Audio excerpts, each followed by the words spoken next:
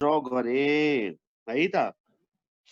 यो स्फेरिकल सेलको यो डायमिटर छ एबी, राम्ररी हेर।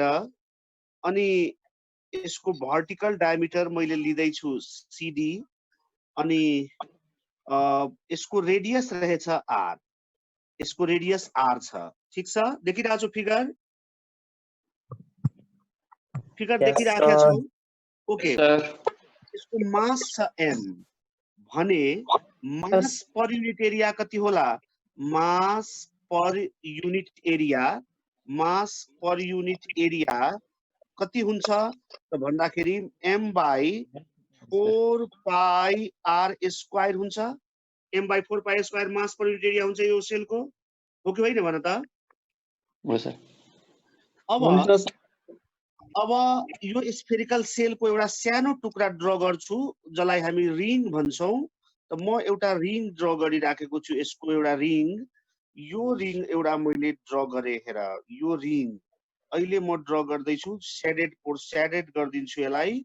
यो चाहिँ रिङ हो, यो रिङको विड्थ चाहिँ यो विड्थ छ मानौ dx, अनि यो सेन्टर छ o, अनि यहाँदेखि यहाँसम्मको डिस्टेन्स छ x, अनि यसको नाम राखिदिए मैले e, अनि f, ef, gh यसको नाम राखिदिए। अनि यसको यहाँ मैले एउटा p राखिदिए। मैले केही गरेको छैन, हेर फिगर क्लियर हेर। यो एउटा स्फेरिकल सेल हो, यसको मास छ m, रेडियस छ r, त्यसैले यसको मास पर युनिट एरिया भयो m by 4 pie r square.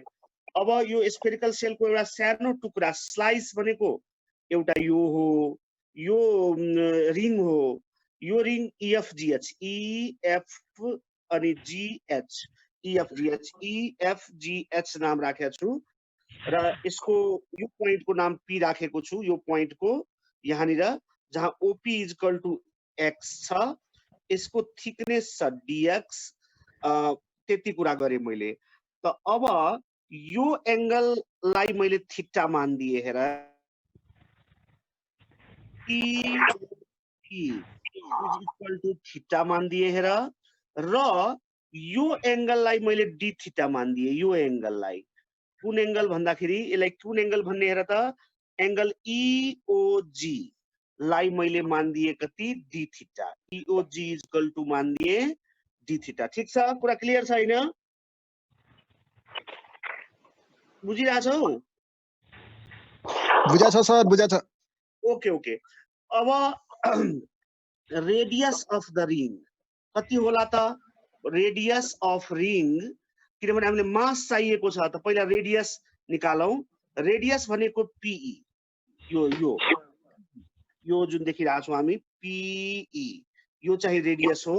त PE इक्वल टु कति होला त? r cos theta. हेर न फिगरमा, किनभने यो एंगल थीटा छ भने यो एंगल पनि थीटा हुन्छ, यो एंगल पनि थीटा हुन्छ। यो थीटा छ भने यो थीटा होला, अनि यो यदि थीटा छ भने यो थीटा छ भने हामी लिन सक्छौं cos थीटा इक्वल टु, यो cos theta equal to b by h। त b by h भनेको PE by OE, अनि PE यसको मतलब PE equal to OE cos theta, अनि OE भनेको r cos थीटा। त्यसैले PE इक्वल टु यो PE इक्वल टु कति हुन्छ? r cos theta. ठीक छ, PE equal to r cos theta सम बुझ्यौ तिमीहरुले? हेलो, बुझ्यो सर, बुझ्यो। ओके, त्यसो भए एरिया अफ रिङ अब निकाल्दै छु। Area of ring is equal to formula कति हुन्छ? Circumference into width, circumference into width. Circumference भनेको पाई, अनि रेडियस PE नै राखिदिए, अनि विड्थ भनेको कति छ? EG। विड्थ हेर्दा यो EG होइन, यो यो यो यो रिङको विड्थ भनेको PE इन्टु EG राखिदिए। अब त्यसो भए 2 पाई इन्टु PE इन्टु EG राखिदिए। त्यसो भए मास अफ द रिङ कति होला त? मास अफ द रिङ को लागि म कति लेख्न सक्छु? Mass of the ring mass of the ring m is equal to म कति स्मॉल m मान दिए is equal to म लेख्न सक्छु mass per unit area जो सुरुमा थियो into 2 pi PE into EG कि होइन भन त 2 pi PE into EG हुन्छ ठीक छ यो ठीक छ हैन हजुर सर ठिक छ ओके यति भयो अब एउटा सानो कुराहरु म गर्दै छु जस्तै हेर मैले माथि हामीले लेख्यौ PE is equal to R cos theta लेखेको छौं हामीले PE is equal to R cos theta यो हामीले अघि नै PE is equal to R cos theta अब OP is equal to कति हुन्छ OP भनेको यो OP is equal to केही खासै कुरा होइन म लेख्न पाउँछु R sin theta के होइन भन त OP भनेको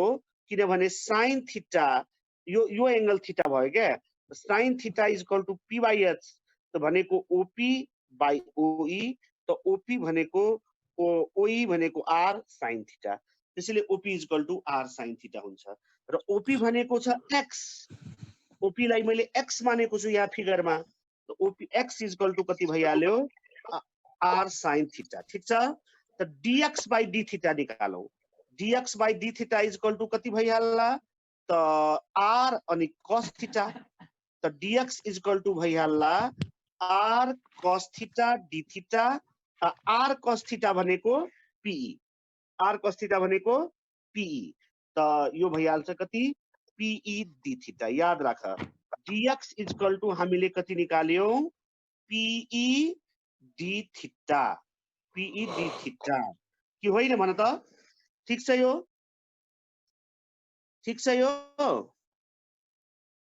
भन ठिक छ ओके त्यसो भए dx by d theta is equal to PE मैले लेख्दिए किनभने यो काम लाग्छ अहिले dx by d theta is equal to PE अनि EG is equal to R d theta लेख्न पाइन्छ किनभने फिगरमा हेरौं यो d theta हो यो angle theta is equal to arc length by radius मतलब d theta is equal to arc length भनेको EG by R त्यसैले EG is equal to कति भइहाल्ला R d theta त्यही मैले लेखेको EG is equal to R d theta ठीक छ अब यी सबै कुरा हामीले जुन mass of the ring m लेखेका थियौं त्यसमा म पुट गर्दै छु हेर मास अफ द रिङ कति थियो त भन्दाखेरि m by 4 pi r square अनि इन्टु 2 pi अनि त्यसपछि थियो के भन्छ भन्दाखेरि PE त PE भनेको dx by d theta लेख्दिन्छु x को टर्ममा त 2 pi into PE थियो नि यहाँ PE त PE को सट्टा म लेख्दिन्छु dx by d theta अनि EG को ठाउँमा लेख्दिन्छु R d theta ठीक छ बुझ्यौ कुरा माथिबाट लेखेको हो ठीक छ यो यस अब त हेर त यहाँ त सबै काटियो 2 pi ले यो काटियो यहाँ 2 भइदियो अनि यो R ले यो स्क्वायर काटियो भनेपछि मास अफ द रिङ भइदियो कति भन्दाखेरि m by 2r into dx यति मात्रै भयो mass of the ring m by 2 अब म पाना पल्टाउँदै छु एकैछिन पढ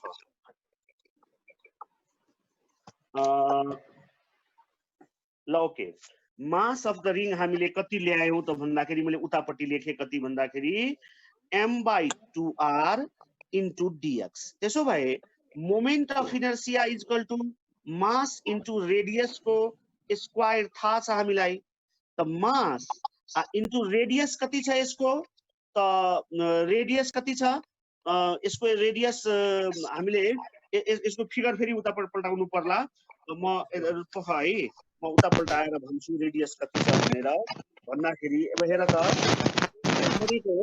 यसको रेडियस कति होइन यसको रेडियस म यति लेख्न सक्छु हेर त r स्क्वायर यो r capital R square minus x square होइन यो भनेको रेडियस PE भनेको R square minus x square हो यो R हो कि होइन भन त यति इज इक्वल टु यो स्क्वायर माइनस यो स्क्वायर होइन ठीक छ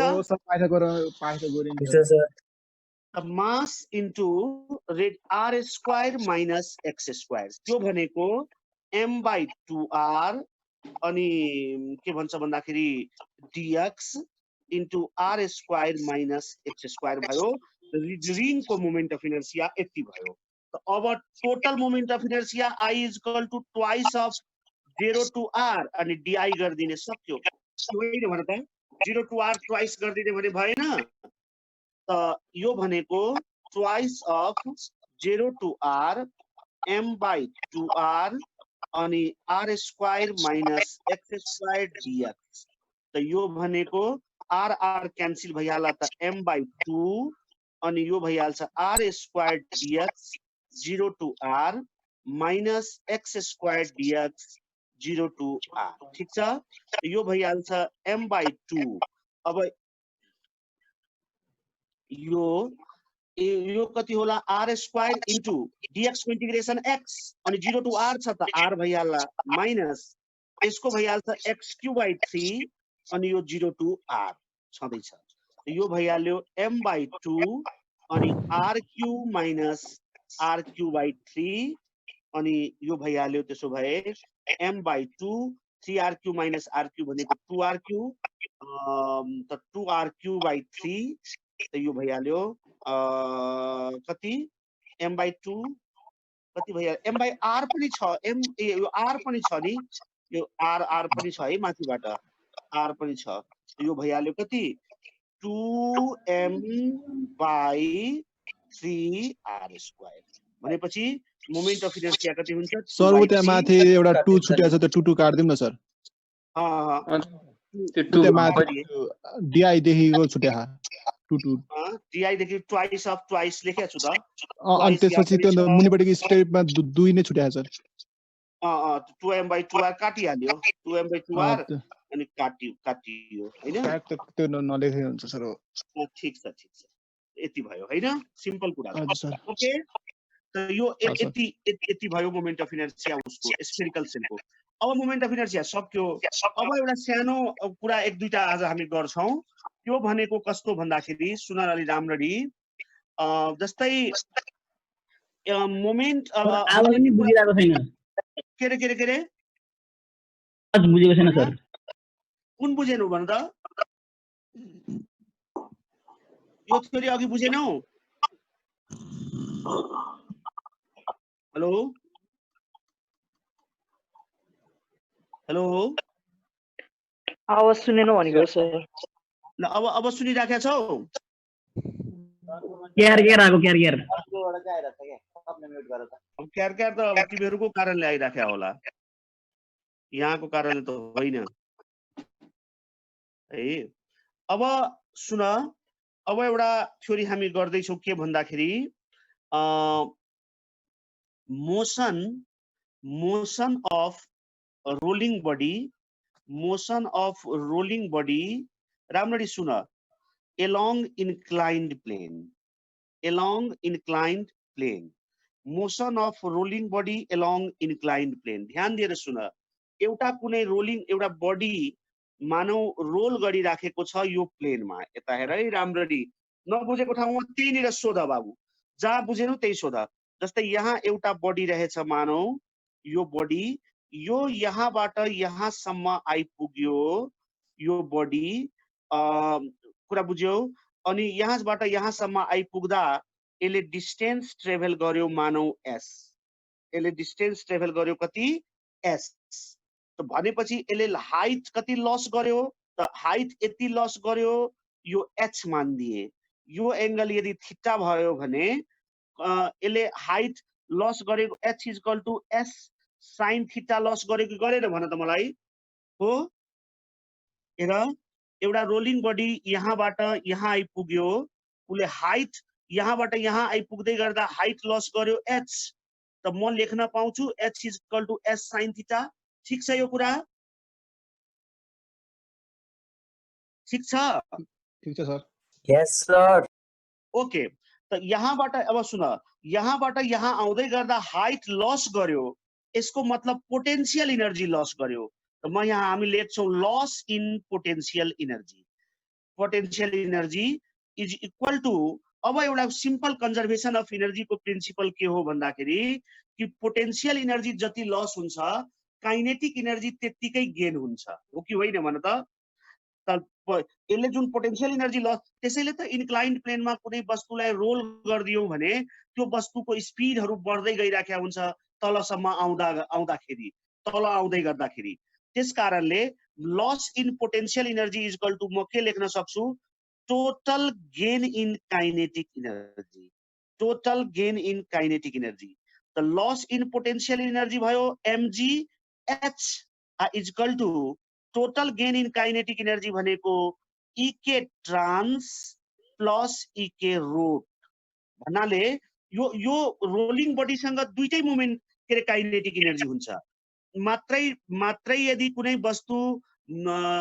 मा ट्रान्सलेसनल मोसन मात्रै छ भने त्योसँग ट्रान्सलेसनल काइनेटिक एनर्जी मात्रै हुन्छ कुनै वस्तुसँग यदि रोल पनि गरिराखेको छ यसरी यसरी घुमि पनि राखेको छ र ऊ तलबाट माथि पनि आयो मतलब यहाँबाट यहाँ आइपुग्यो ट्रान्सलेसनल मोसन भयो र यसरी त्यो घुमिराखेको छ त्यसकारण रोटेशनल मोसन भयो त्यसैले त्यो वस्तुसँग ट्रान्सलेसनल काइनेटिक एनर्जी पनि हुन्छ र रोटेशनल काइनेटिक एनर्जी पनि हुन्छ यो कुरा बुझ्यौ तिमीहरूले मैले के भने ए बाबु बुझ्यौ यो कुरा हाँ mds is equal to ek trans plus ek rot यो लेख्न पाइन्छ हैन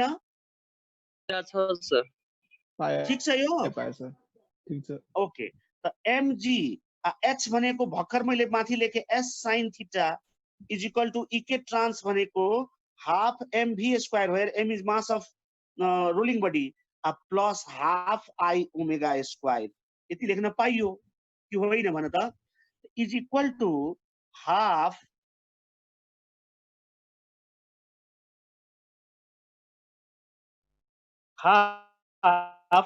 अनि के भन्छ भन्दाखेरि यसलाई म लेख्न सक्छु half mv square plus half I लाई म लेख्न सक्छु के भन्दाखेरि mk स्क्वायर बारम्बार हामीले भनेका छौं कि होइन भन त half k square omega square लेख्न सकिन्छ हो ठीक छ is equal to half mv square plus half mk square अनि यसलाई लेख्न सक्छु v square by r square omega भनेको v बाइ r हो ठीक छ कुरा ठीक छ हैन त यसलाई म हाफ mv स्क्वायर कमन लिदिने त बाँकी रह्यो यहाँ त 1 नै बाँकी रह्यो यहाँ बाँकी रह्यो k square by r square त k square by r square plus 1 कति इज इक्वल टु भन्दाखेरि mg s sin theta is equal to त हेर अब m र m त क्यान्सल भयो त v square is equal to यसलाई म माथि ल्याउँदाखेरि यो कति भइहाल्छ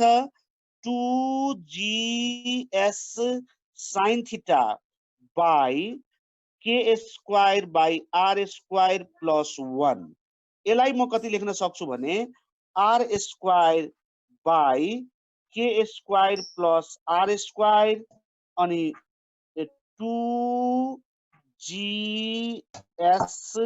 sin थीटा यति लेख्न पाइन्छ हो कि होइन भन त सिम्पली केही गरे हैन है माथिबाट हेर त तिमीहरू एकचोटी पाइन्छ लेख्न पायो पाइन्छ हैन पायो सर पायो पायो पायो त्यसो भए इज इक्वल टु म कति लेख्न सक्छु 2 यसलाई 2 लाई यता ल्याइदिए r square by k square plus r square gs sin theta v square is equal to अब हेर है यो फर्मुला भनेको v square is equal to 2a अनि s को रूपमा छ हेर है a भनेको यो सबै कन्स्टेन्ट यो त कन्स्टेन्ट हो यो कन्स्टेन्ट हो a भनेको g s भनेको s sin थीटा यसलाई कम्पेयर गरौँ v square is equal to u square plus 2as हुन्छ यहाँनिर इनिशियल भेलोसिटी यसको 0 थियो क्या initial velocity 0 initial velocity is equal to 0 भएपछि v square is equal to 2as हुन्छ कि होइन त्यही कुरा यहाँ के भयो v square is equal to 2 अनि यो त कन्स्टेन्टै भइहाल्यो a को ठाउँमा g s को ठाउँमा s sin थीटा त यही हो मोसन अफ रोलिङ बडी भनेर कुरा बुझ्यौ त्यसपछि एउटा लास्ट कुरा आजलाई र यो च्याप्टरको लागि पनि लास्ट कुरा हो त्यो ध्यान दिएर कुरा सुन्नु के त भन्दाखेरि सुनिरहेछौ तिमीहरू यस सर अब यो च्याप्टरकै लास्ट कुरा हामी गर्दैछौँ। सिलेबसमा यो भन्दा बढी केही छैन। केही तिमीहरूलाई त्यस्तो लाग्यो भने भन्नु। Moment of inertia of a di sir हजुरको एटोमिक ट्याटर आइरहेछ। के रे moment of inertia of a diatomic molecule म गर्दैछु। Moment of inertia of diatomic molecule अथवा यसलाई के पनि भन्छ भने reduction of two body into one body एउटै कुरा हो। दुईटैको थ्योरी एउटै हो, आन्सर एउटै हुन्छ दुईटैको। मतलब एउटा डाई एटोमिक बडी भनेको के हो भने दुईटा एटमबाट बनेको, जहाँ दुईटा, मेरो कुरा राम्ररी सुनिरहेछौ होइन? डाई एटोमिक बडी भनेको सर राम्ररी त्यस्तो आएकै छैन बडी जो आवाज। दुईटा एटमबाट सर बनेको हजुरको हो। साउन्ड क्लियर आएको छैन। ओके आइरहेछ त क्लियर हजुरको साउन्ड क्लियर आइरहेको छैन सर। सर यो स्क्रिन पनि प्रब्लम भइरहेछ कि के आएको आइ गर्छ तपाईको? ल अहिले मैले केही गरेको छैन। मिर्गी अहिले मैले मिर्गी खालि मिर्गी भनि मिर्गी मात्रै आइरहेछ। राखेको छु कि डाई एटोमिक मोलिक्युल भनेको त्यस्तो वस्तु जो दुईटा एटमबाट बनेको होस् र एउटा एटम र अर्को एटमको बीचको डिस्टेन्स मतलब एटोमिक रेडियस एटोमिक डायमिटर भन्दा बढी होस्। मतलब एटम र एटमको बीचमा सेपरेसन होस्। यो होइन कि एटममाथि खप्टिएको अर्को एटम, त्यस्तो भयो भने त्यसलाई डायएटोमिक भन्दैनौ। दुईटा एटमको बीचमा सेपरेसन हुनुपर्छ, त्यस्तो वस्तुलाई हामी डायएटोमिक बडी भन्छौँ। त हेर त, मानौ एउटा बडी छ यो जसको मास छ m1, अर्को बडी छ यो जसको मास छ m2 र यो दुईटैको बीचको डिस्टेन्स समान हो स्मल r। दुईटैको सेन्टरदेखि यो मानौ एउटा सेन्टर हो, यहाँदेखि यहाँसम्मको डिस्टेन्स समान हो r1 र यहाँदेखि यहाँसम्मको डिस्टेन्स समान हो r2। ठिक छ? हेर फिगर, ठिक छ? ठिक छ बाबु? यस सर। ठीक छ सही छ। ओके, त अब एउटा यस्तो वस्तुको लागि म एउटा फर्मुला, सिम्पल कुरा तिमीहरूलाई थाहा भएको m1 r1 is equal to m2 r2 लेख्न पाउँछु। किनभने m1 किनभने अनि मात्रै यो डायटोमिक हुन्छ। यो मास इन्टु यो डिस्टेन्स र इज इक्वल टु यो मास इन्टु यो डिस्टेन्स भयो भने त्यस्तो वस्तुलाई डायटोमिक भन्ने हो। नत्र त्यो एउटा उसमा, जस्तै यो हेर है, यो यसरी घुम्न सक्यो क्या, यो यसरी यो घुम्न सक्यो। नत्र भने यो फर्मुला यदि फलो यसले गरेन भने त्यो डायटोमिकै भएन। जस्तै यो मास कम भयो भने यो डिस्टेन्स बढी हुनु पर्यो, यसको मास बढी भयो भने यो डिस्टेन्स कम हुनु पर्यो। m1 r1 र m2 r2 चाहिँ बराबर हुनु मैले लेखे एउटा। अर्को कुरा, यो फिगरबाट म लेख्न सक्छु r is equal to r1 plus r2। Simple कुरा, r is equal to r1 plus r2 लेख्न सके मैले, अथवा r1 is equal to r minus r2 लेख्न सके मैले। यसलाई मैले इक्वेसन 2 मानिदिए। ठिक छ? ठिक छ? ठीक छ। ओके, अब हेर त, म सल्भ गर्दैछु यसलाई। m1 अनि r minus r2 is equal to m2 r2 लेख्न पाएँ। ठिक छ? एकदमै। r1 को भ्यालु राखिदिए, केही गरे हैन। ठिक छ हैन? यस यसलाई म m1 r minus m1 r2 is equal to m2 r2 लेख्न पाएँ। म r2 को भ्यालु निकाल्न खोज्दैछु। m1 r is equal to m1 r2 plus m2 r2 लेख्न पाउँछु, is equal to m1 plus m2 r2 लेख्न पाउँछु। त्यसैले r2 इज इक्वल टु म लेख्न पाउँछु m1 r, सरी r1 होइन, m1 r by m1 plus m2 लेख्न सक्छु। सिमिलरली यसलाई यसरी नै सल्भ गर्यो भने जसरी r2 इज इक्वल टु यति आयो, त r1 इज इक्वल टु कति आउला? m2 r by m1 plus m2। हेर है, यो बुझ्यौ कुरा? सल्भ गरेको अघि जस्तो केही गरेकै छैन मैले, केही गरेको छु खासै। r2 इज इक्वल टु निकाले र r1 इज इक्वल टु निकाले। It's okay? ठिक छ? यो कुरा बुझ्यो बाबु? यस ओके, अब मोमेन्ट अफ इनर्सिया म यो बडी दुईटै बडीको मोमेन्ट अफ इनर्सिया म लेख्न खोज्दै छु। दुईटै बडीको मोमेन्ट अफ इनर्सिया म लामो कुरा केही नगरिकन m1 r1 square plus m2 r2 square लेख्न सक्छु। यो दुईटै बडीको यसको m1 r1 स्क्वायर यसको m2 r2 स्क्वायर लेख्न पाइन्छ। यसको m1 r1 स्क्वायर यसको m2 r2 स्क्वायर टोटल बडीको यति भयो कि भएन भन मलाई। ठीक छ? ठीक छ? Hello okay.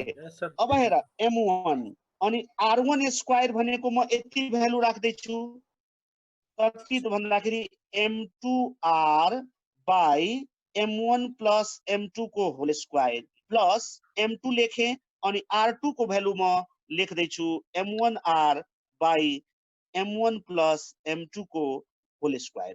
केही गरे होइन, r1 को भ्यालु र r2 को भ्यालु राखदिए मैले।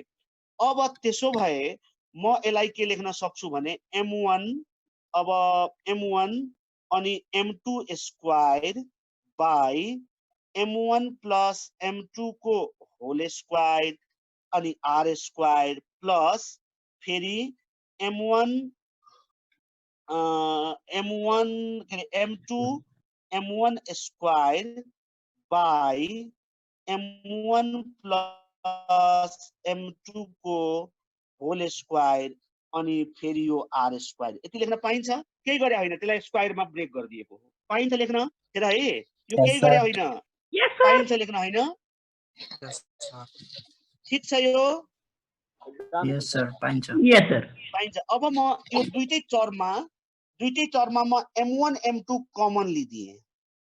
त दुईटै टर्ममा m1 m2 हेर m1 m2 यदि कमन लिदिए भने यहाँ बाँकी रह्यो m2 यहाँ बाँकी रह्यो m1 त m1 प्लस m2 बाँकी रह्यो बाइ m1 तल त m1 प्लस m2 को होल स्क्वायर छँदैछ दुईटैमा अनि r स्क्वायर। यति लेख्न पाइयो कि होइन भन त? केही गरे होइन, खाली भ्यालु राख्दिएको कमन लिदिएको। पाइन्छ लेख्न बाबु?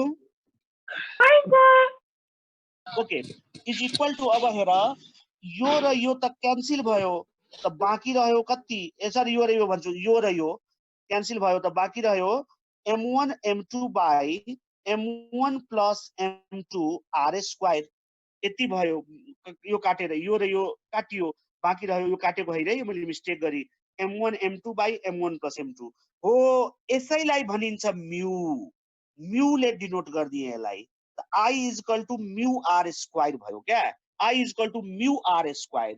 म्यू भनेको यो, यसलाई भनिन्छ reduced mass m1 m2 by m1 plus m2। यसरी दुईटा डायटोमिक अब्जेक्टको मोमेन्ट अफ इनर्सिया हेर, जेनरली मोमेन्ट अफ इनर्सिया हुन्छ I is equal to mr square.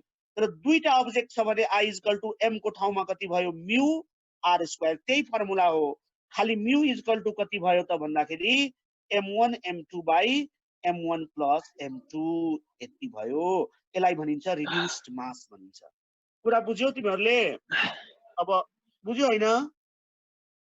बुझे सर। ओके अब सुन है, अब के भन्छ भन्दाखेरि यो आजलाई यति नै। के भन्छ यो सक्यो यो च्याप्टर पनि। कुरा बुझ्यौ? अब हामी नेक्स्ट डेदेखि वेभको के च्याप्टर छ वेभ भन्ने च्याप्टर हामी सुरु गर्छौँ र त्यो मेरो लागि त्यो लास्ट च्याप्टर पनि हुन्छ। त्यो नेक्स्ट डे हामी अब के अरे वेभ भन्छ के भन्छ म हेर्छु, वेभ हो त्यो सुरु गर्छौँ र त्यो मेरो लागि लास्ट च्याप्टर हुन्छ। र के भन्छ भन्दाखेरि त्यसमा पनि मैले पुरै पढाउनु पर्ने छैन। हार्मोनिक असिलेटर सुरु गर्छु नेक्स्ट डे। हार्मोनिक असिलेटर त्यो मैले पुरै पढाउनु पर्ने छैन, जति मैले पढाउनु पर्ने छ त्यति पढाउँछु, सकिन्छ। र यो बिचमा एक दुई दिनमै म तिमीहरूलाई ईश्वर सरसँग कन्ट्याक्ट गरेर म सबै नोट पनि पठाइदिन्छु। तिमीहरूले अब डाउनलोड गरेर के गरेर हुन्छ गर्नु है त। आजलाई यति नै। ओके, धन्यवाद sir. Okay sir, okay sir thank you sir. Thank you sir, thank you.